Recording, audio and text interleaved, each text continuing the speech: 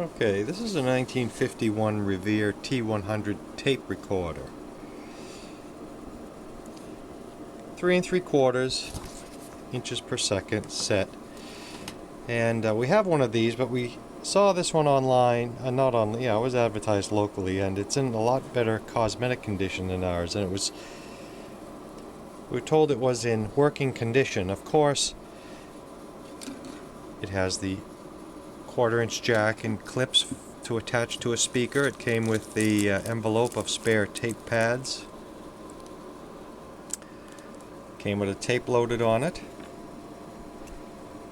And we are told it was in working condition. Now, I did just plug it in and turn it on, and the light lit, and I heard crackling in the speaker and some motor boating, and now it's quit completely. You turn it on, there's nothing. There was some motor action, but now there's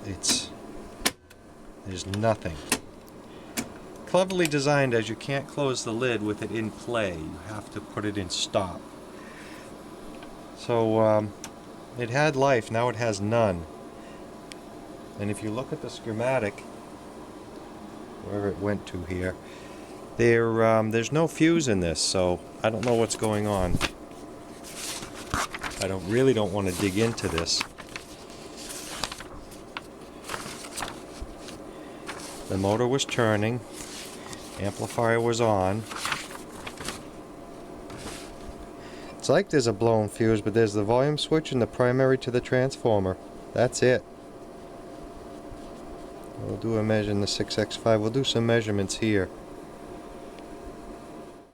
And I might add, the owner advertises for sale, and someone inquired about the microphone. Of course, that's the golden nugget with this, is the Shure microphone, and of course he sold it off. It's not included in the sale. Someone inquired about it and made off with it. So let's open this up. I should have been suspicious that one of these screws was already 2/3 unscrewed, but let's get a look inside real quick. Okay, the unit lifts right out, just clearing the speaker here. The date looks like 1950. It can't be 8, that must be a 3. February 6th. Has a birthday. Okay. Here's the chassis. Let's get this up. Okay, it's like not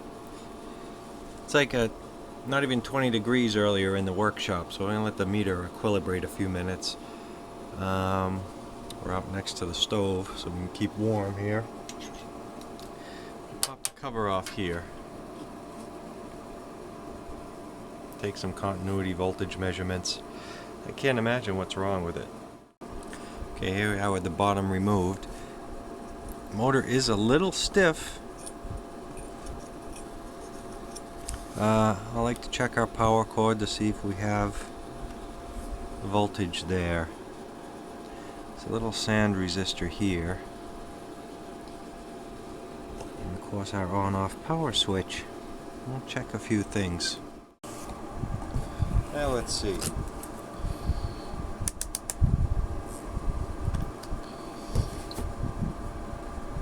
First, let's check the power switch. It's off. Turn it on.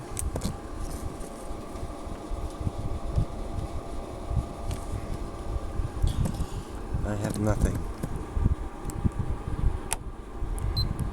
Oh, okay.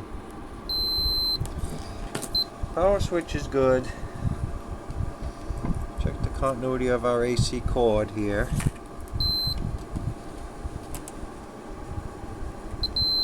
That side is good. And the hot side is good. So we are getting power here. I'm going to try to plug it in again. See what we get.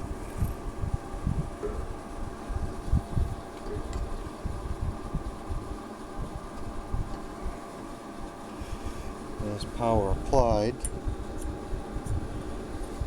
Switch is on. See, the motor should at least spin, you know? Let's check voltage across that power switch.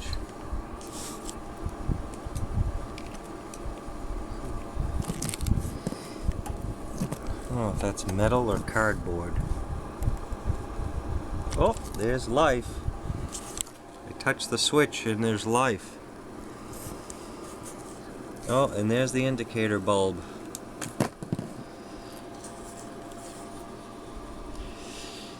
Okay, we scared it.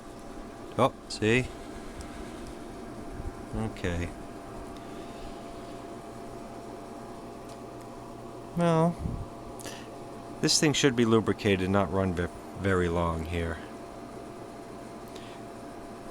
Just check the volume real quick.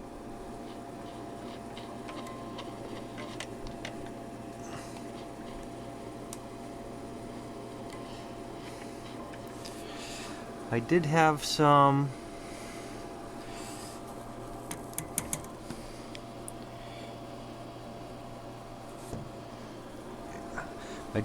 crackling in the speaker earlier.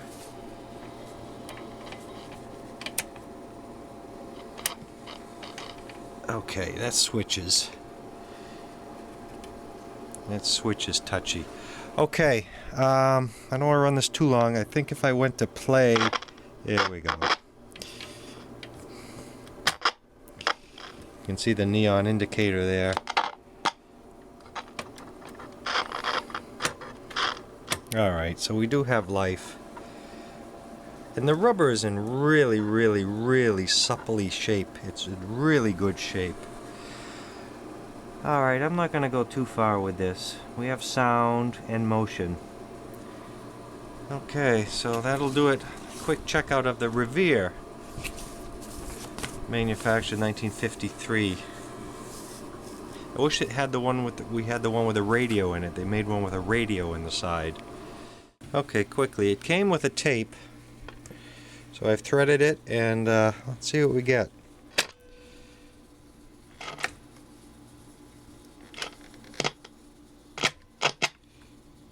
Don't want to get into record. That's awful slow.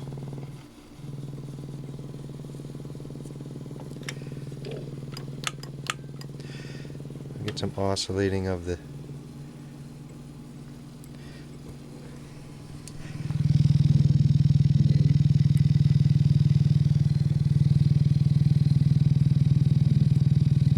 come on.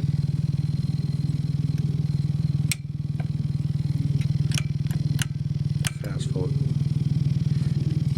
There is sound there.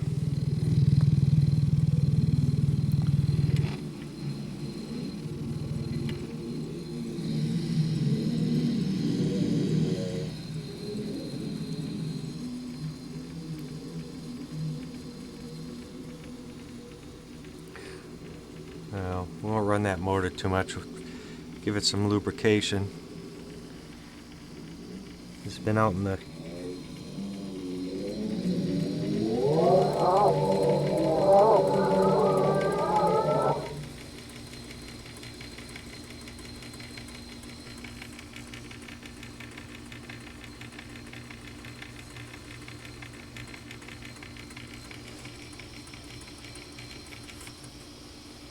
my motor's getting a little warm. I don't want it to get too hot.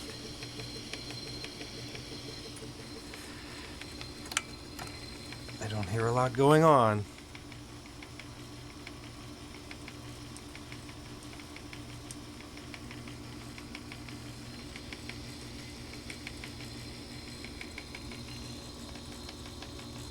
Well, we'll check back in a couple minutes. Okay, obviously I have it in front of the stove here where it will get warm. It's pretty warm, and I don't want this motor to get too hot to the touch. It's not hot to the touch, but it is warm. Just let it cool down a few minutes and we'll try it once more, and yeah, that'll about do it. Okay, here's what I'm going to do with the switch. I'm going to use a little dab of this contact cleaner, electronic cleaner, on the switch portion, and I'm going to put some deoxit just a little bit on the wafers on the volume control. Because this volume control has an AC switch on it, Don't ever introduce WD-40.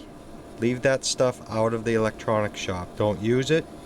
You may have, contrary to what you may have heard, I don't use WD-40 around this stuff. I've heard folks use it once, and when you have the volume in with the AC, it induced the AC hum from the wall socket into the circuitry, and they couldn't get rid of it. So I'm not going to be using any WD-40 near an AC power switch, or anywhere for that matter. And I did give our motor a little drink of oil here. A couple drops, not even, on the top, upper and lower bearings. Just dab the switch, but most importantly I'm going to do the power switch. Just a little. Okay, we're already into this more than we wanted to. I've just put a little spray on top of those rivets there, hoping it'll get onto the contacts of the switch. I may heat up with a soldering iron. I would put a 0.01 at 1 kV disc cap across that switch to prevent arcing, and I just wet the phenolics of the volume controls with the deoxit.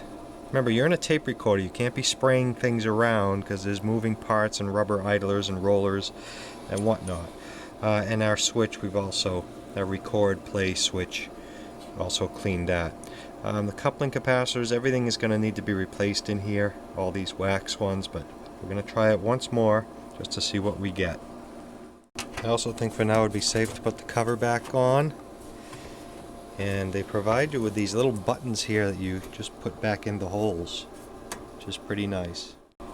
Okay, I've attached the bottom cover, and I put, like I said, a drop of oil on that main bearing there. There is a bump in that idler there which gives us a little thump, but that's not too bad. The flywheel I haven't touched, but it coasts, that flywheel coasts pretty good. The quality of this machine is just amazing. It's really something to behold. I'll try and turn it on again.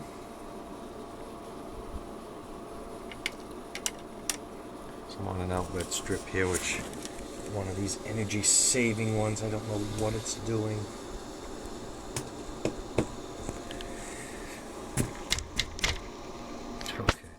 Okay, I've applied power. The on-off switch seems to be working properly. I'll turn it back on. Okay. Whoa, we got some feedback there. Okay, I'll take that. Let's go into play. Still get a little motorboat in there.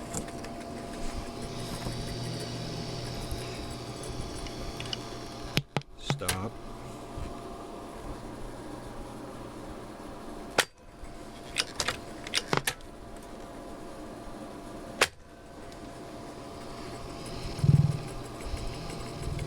I don't know if there's anything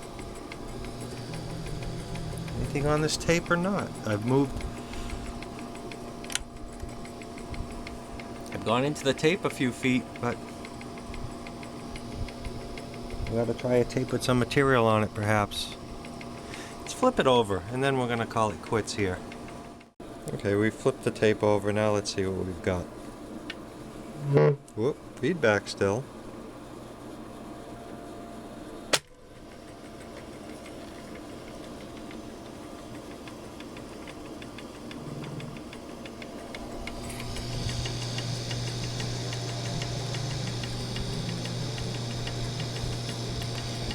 I don't hear much of anything on this. The rewind function works okay. Works quite well, actually.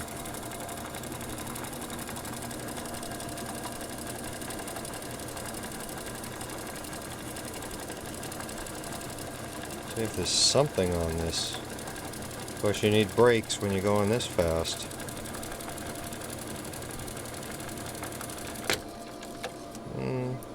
Okay.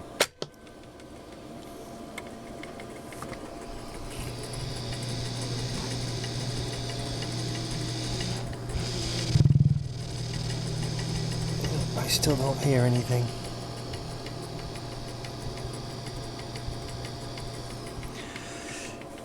Okay. More to come on this later.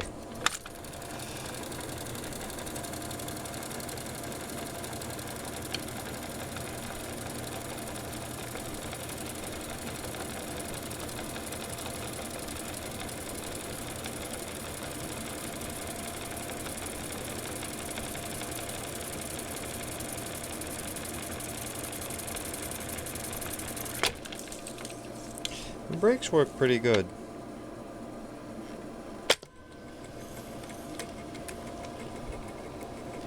Still nothing.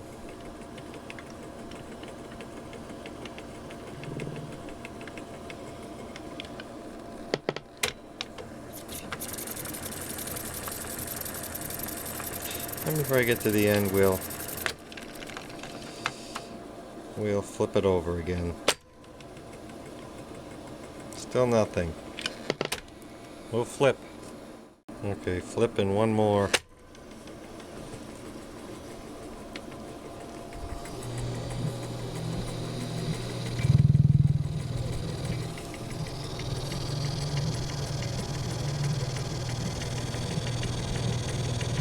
I don't know if I barely hear anything in there or not. So, just rewind him, put him back. That'll do it for now. On Revere T-100, thanks for watching.